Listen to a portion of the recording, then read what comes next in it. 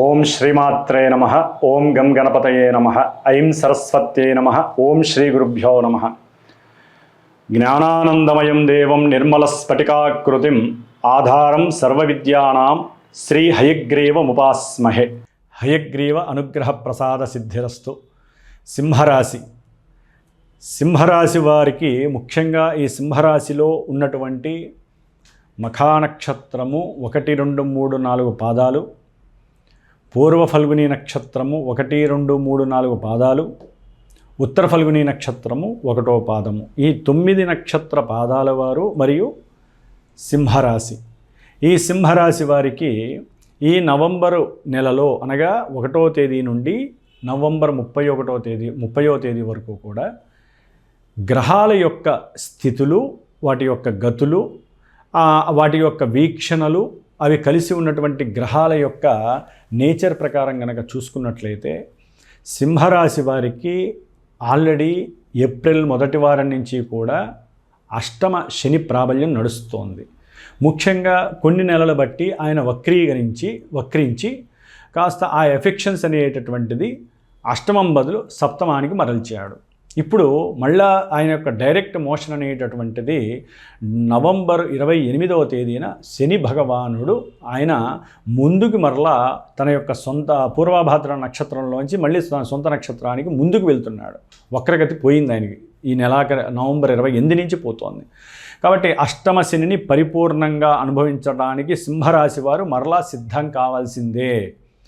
దానివలన మృత్యుశని, రంధ్రశని అంటారు దీన్ని.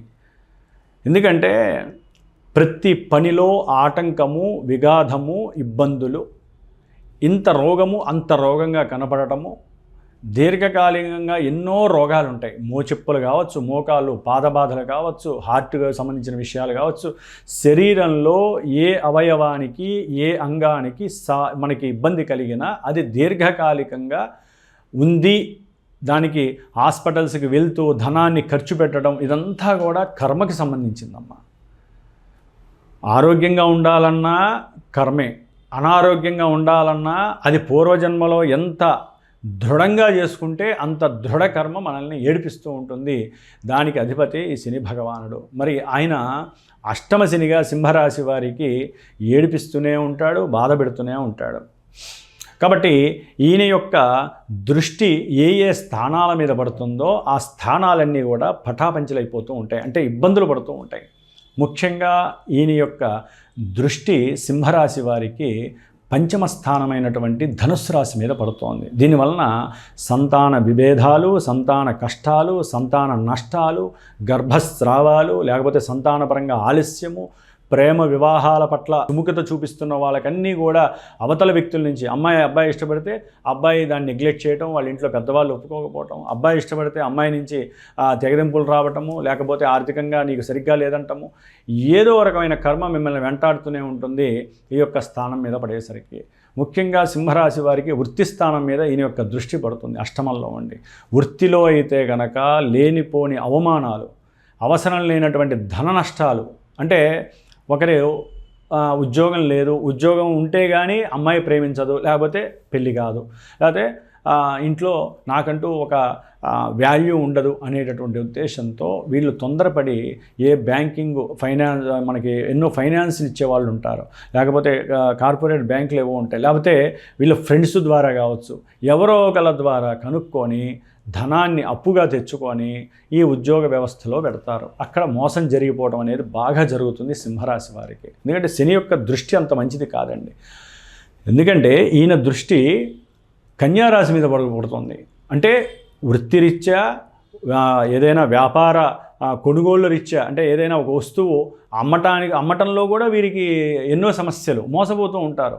వ్యాపారం చేసేవాళ్ళు ఈ అష్టమ శని వలన ఏదో పరధ్యాసతో ఉండటము, మనసు ఎక్కడ ఉంటుంది, ఏదో ఆలోచిస్తూ ఉంటారు. పూర్వం అది జరిగింది ఇది జరిగింది మాటల్లో ఉండటం వలన, మాటల్లో పెట్టి కూడా మోసం చేసేవాళ్ళు చాలామంది ఉంటారు అవతల వ్యక్తులు. అట్లాగే కొంత ధనాన్ని కూడా వీళ్ళ కళ్ళ ముందే లాక్కొని వెళ్ళిపోతూ ఉంటారు. అది వ్యాపారంలో చేసే ఎవరైనా సరే వీళ్ళు చేసే వ్యాపార వస్తువులను కూడా దొంగతనం చేసుకొని పరిగెత్తే వాళ్ళు చాలామంది ఉంటారు.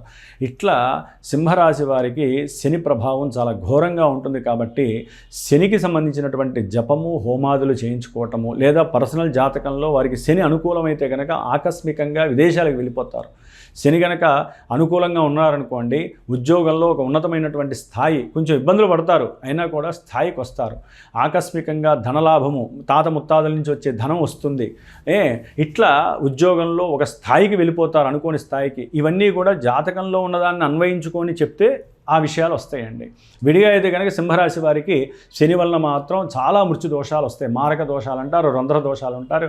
అట్లాగే ప్రమాదాలు దగ్గర దాకా వచ్చేస్తాయి, లేకపోతే హాస్పిటల్స్కి వెళ్తూనే ఉండాల్సి వస్తుంది. ఇట్లా శని వలన ఉంది. కాబట్టి వీరందరి ముఖ్యంగా వీరి కోసం అని చెప్పి ప్రత్యేకించి ఈ యొక్క కార్తీక మాసంలో కాశీ క్షేత్రానికి వెళ్ళి అక్కడ స్వామివారు అంటే శనీశ్వరుడికి సంబంధించినటువంటి జపాన్ని, అట్లాగే మృత్యుంజయ జపాన్ని ఆచరించి స్వామివారికి సంబంధించినటువంటి 108 మృత్తికా లింగాలతో అభిషేకాన్ని చేసి ఆ రుద్రాక్షని తీసుకొని వచ్చి ఆ యొక్క భస్మాన్ని, ఆ యొక్క రుద్రాక్షని ఎవరైతే ఈ ఇబ్బందులు పడుతున్నారో వారు ధరించినట్లయితే కనుక మృత్యు దోషాలు తొలగిపోతాయి. అంతటి కాశీ క్షేత్రము పరమ క్షేత్రము. గంగా నది ఒడ్డున కూర్చొని చేసేటటువంటి మహన్యాస పంచసూక్త ఏకాదశ రుద్రాభిషేకాలు మంచి పవర్స్ని, ఎందుకంటే ఆయన ఉన్నది జలరాశి. అట్లాగే 12వ స్థానంలో గురుడు జలరాశి, 4వ స్థానంలో విద్యార్థులు ఎన్నో ఇబ్బందులు పడుతూ ఉంటారు. ఆయన జలరాశి. జలరాశిలో 3 గ్రహాలు ఉన్నాయి ప్రజెంట్, గురుడు, కుజుడు, శని. 2 పెద్ద గ్రహాలు, 1 చిన్న గ్రహం. అయినా కూడా విద్యార్థులకి విద్యలో ఆటంకాలు, తండ్రి యొక్క ఆరోగ్యరీత్యా కొన్ని ఆటంకాలు, విద్యలో ఇబ్బందులు ఎదురయ్యే అవకాశాలు ఉంటాయి వీళ్ళందరికీ కూడా, సింహరాశి వారికి. ముఖ్యంగా వీరు అన్నదమ్ములకి సంబంధించినటువంటి లేకపోతే తాత ముత్తాతలు, తండ్రి తల్లి యొక్క ఆస్తులకి సంబంధించిన విషయాలలో కొట్లాటలు, అంతర్గత కుమ్ములాటలు, ఎంతో వైవిధ్యకరమైనటువంటి ఇబ్బందులు ఎదుర్కొనే పరిస్థితి సింహరాశి వారికి ఈ రవి కుజులు. అంటే కుజుడైతే కనుక ఈ నెలలో బీనైపోతోంది.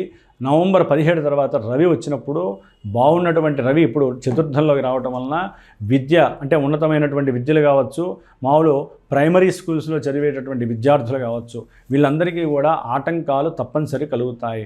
ఎన్నో దెబ్బలు తగిలే అవకాశం ఉంటుంది. అట్లాగే హార్ట్కి సంబంధించిన ఎన్నో ఇబ్బందులు, లోపల వాల్వ్స్కి సంబంధించినటువంటి బ్లడ్ రిలేషన్కి సంబంధించినటువంటి ఎన్నో అనారోగ్యాలు వీరికి బయటపడే అవకాశం ఉంటుంది. ఇంత దాన్ని అంత చేసుకొని చూసేటటువంటి పరిస్థితి కూడా కలుగుతుంది. దానివలన తెలియని ఆ మృత్యు భయం అనేటటువంటిది వీరిని వెంబడించే అవకాశం ఉంటుంది. ఇది భయపెట్టడానికి చెప్తున్నటువంటి విషయం కాదండి. గ్రహాలు ఆ స్థానాలలో ఉండి మళ్ళీ వాళ్ళు ఉన్నటువంటి నక్షత్రాల్లో ఉండటం ద్వారా ఎన్నో చర్యలు జరిగి వారికి ఇవన్నీ జరిగే అవకాశాలు ఉండొచ్చని చెప్తాము, కానీ ఇవే జరుగుతాయని చెప్పం. కాబట్టి ఎవరు కూడా భయపడద్దు. ఓకే, ఇది ఇక్కడ ఉంది కాబట్టి దీనికి సంబంధించిన దోష పరిహారాన్ని చేసుకోండి. దోష పరిహారాలు చేసుకోవడానికే జ్యోతిష్యం అనేటటువంటిది. జ్యోతిష్యం ఏదో మనం పురాణ శ్రవణం కాదు వినటానికి. జ్యోతిష్యం విన్నామంటే ఓకే, దీనికి దోషం ఉంది, దీనికి దానము, గోవుకి తినిపించటము, బ్రాహ్మడి చేత జపం చేయించటము, హోమం చేసుకోవటము, ఏదో ఒకటి చేసుకుని మనం బయటపడడానికే ఈ జ్యోతిష్యాన్ని మన యోగులు మునులు రచించారే కానీ ఇదేదో పురాణ శ్రవణం విన్నట్టుగా వినేసేసి జరిగేది జరుగుతుంది అనుకుంటే జరిగేది ఎట్లయినా జరుగుతుంది. దాని ఎఫెక్షన్ నుంచి తప్పించుకోవడానికి మనం ఇవన్నీ ఆచరించాలి. కాబట్టి ముఖ్యంగా 12లో ఉన్నటువంటి గురుడు వలన ఇందాక చెప్పినట్టుగా సంతానపరంగా కానీ షేర్స్ స్టాక్ మార్కెట్లో పెట్టిన వాళ్ళకి, రియల్ ఎస్టేట్కి సంబంధించిన వాటిల్లో కొంత ఫ్లక్చువేషన్స్ జరిగే అవకాశం ఉంటుంది ఈ నెలల్లో కూడా. ముఖ్యంగా ఆరోగ్య విషయంలో జాగ్రత్తగా ఉండాలి. రాజకీయ నాయకులు అయితే కనుక రియల్ ఎస్టేట్ వాళ్ళతో కొంత సంబంధము ఉండి, రాజకీయ నాయకులకి వాళ్ళకి సంబంధం ఉండి అవన్నీ బహిర్గతం కావటము, అట్లాగే మిలిటరీ పోలీస్ వ్యవస్థలకు సంబంధించిన విషయాల్లో కూడా కొన్ని అంతర్గత విషయాలు బయటపడటము, దాంట్లో రాజకీయ నాయకుల యొక్క అంటే సెల్ఫ్ డిఫెన్స్కి సంబంధించినటువంటి వాటిల్లో మన దేశంలో దేశగోచార రీత్యా కనుక కొన్ని ఇబ్బందులు తలెత్తే అవకాశము, నేవీకి సంబంధించిన అంతర్గత ఇబ్బందులు, కొన్ని ప్రమాదాలు జరిగే అవకాశము, వాహన ప్రమాదాలు జరిగే అవకాశం సింహరాశి వారికి అధికంగా ఉంటుంది. కాబట్టి రవి, కుజ, బుధ, శనిగ్రహము ముఖ్యంగా వీరికి రాహుకేతువుల యొక్క దోషము అధికంగా ఉంటుంది. భార్యాభర్తల మధ్య ఒక్క క్షణము పడే అవకాశం ఉండదు. నవంబర్ 23 నుంచి సొంత నక్షత్రంలోకి వచ్చినటువంటి రాహువు వలన భార్యాభర్తలు విడిపోయే అవకాశం ఎక్కువగా ఉంటుంది. వారి మధ్య విపరీతమైనటువంటి వేధ ఎక్కువగా ఉంటుంది. కాబట్టి స్కంద షష్ఠి రోజున తప్పకుండా ఇలాంటి హోమాలలో మీరు పార్టిసిపేట్ చేయండి. వీలుంటే భార్యాభర్తలు కూర్చొని చేసుకోవడం ద్వారా సంతానము కలుగుతుంది. వారి మధ్య దాంపత్య అనురాగానికి ఆ హోమం అనేటటువంటిది చాలా ఉపయోగపడుతుంది. లేదా అట్లీస్ట్ మీ ఇంటి దగ్గరలో ఉన్నటువంటి ఆ సుబ్రహ్మణ్యేశ్వర స్వామికి ప్రతి మంగళవారము వెళ్ళి లేదా శనివారం వెళ్ళి అభిషేకం చేసుకోండి. దానివలన చాలా శుభాలు జరుగుతాయి. వచ్చేటటువంటి మృత్యువు కూడా పక్కకి వెళ్ళిపోయే పరిస్థితులు మిమ్మల్ని మీరు సెల్ఫ్ డిటెక్ట్ చేసుకుంటూ ఒక యాటిట్యూడ్స్తో కనుక ముందుకు వెళ్ళినట్లయితే కనుక మీకు కలిగే ఇబ్బందులన్నీ మీకు మీరే వాటిని రబ్ చేసుకునే పరిస్థితి అయితే కలుగుతోంది. ఏదేమైనప్పటికీ సింహరాశి వారికి 3వ స్థానంలో శుక్రుడు ఉండడం ద్వారా వీరికి ఉన్నటువంటి వాహనాలని అమ్మటానికి రెడీ అవుతారు కొంతమంది, ఆ స్త్రీలు కావచ్చు పురుషులు కావచ్చు. అట్లాగే ఏదైనా ప్రయాణాల రీత్యా భార్యాభర్తలు వెళ్ళటానికి ఉద్యోగరీత్యా కావచ్చు, ఆనందంతో కావచ్చు, ఆహ్లాదంతో కావచ్చు వెళ్ళటానికి ప్రయత్నాలు జరిగే అవకాశం ఉంటుంది. ముఖ్యంగా వీరికంటూ ఓ బంగారం కొనాలి, వెండి కొనాలి అనే తాపత్రయం ఉంటుంది. పెరిగినటువంటి ఆ రేట్ల రీత్యా బాధపడే అవకాశాలు ఎక్కువగా ఉంటాయి. ఏ నిర్ణయం తీసుకున్నా వీరికి మాత్రము చాలా ఇబ్బందులు ఎదురే అవకాశం ఉంటుంది. కాబట్టి నవగ్రహ స్తోత్రం చదవండి, మానసాదేవి స్తోత్రాన్ని చదవండి నిత్యము. రాహుకేతువుల దోషం పోతుంది. అట్లాగే భార్యాభర్తలు ఎప్పుడైతే మాట్లాడుకుంటున్నారో వెంటనే వాళ్ళు ఓం నమో మానసాదేవియే నమః అనే మంత్రాన్ని ఎక్కువగా జపిస్తూ ఉండండి. ఎందుకంటే రాహుకి కేతువుకి సంబంధించినటువంటి అధిష్టాన దేవత మానసాదేవి. ముఖ్యంగా సుబ్రహ్మణ్య పంచరత్న స్తోత్రం అని ఉంటుంది, దాన్ని చదవండి. ఎటువంటి దోషాలైనా అట్లా పక్కకి వెళ్ళిపోయే అవకాశం ఉంటుంది. కాబట్టి పర్సనల్గా ఎవరైనా జాతకరీత్యా సంప్రదించాలనుకున్నా ఈ నవంబర్ నెలలో కాశీయాత్రకి వెళ్ళి ముఖ్యంగా ఏలినాటి అష్టమ అర్ధాష్టమ శనిల దోషాలకి కోసమే వెళ్తున్నాము. అట్లాగే రాహుకేతువుల యొక్క దోష పరిహారార్థమై స్కంద షష్ఠి రోజున చేసేటటువంటి సుబ్రహ్మణ్య పాశుపత హోమము ఈ నెల 26వ తేదీ. ఇట్లా విశేషమైనటువంటి కార్యక్రమాలు ఎన్నో జరుగుతూనే ఉంటాయి మా పీఠంలో. కాబట్టి చక్కగా సంప్రదించండి. అనుకూలమైనటువంటి పరిస్థితుల్ని మీకు మీరే కొని తెచ్చుకునే ప్రయత్నాలు చేయండి.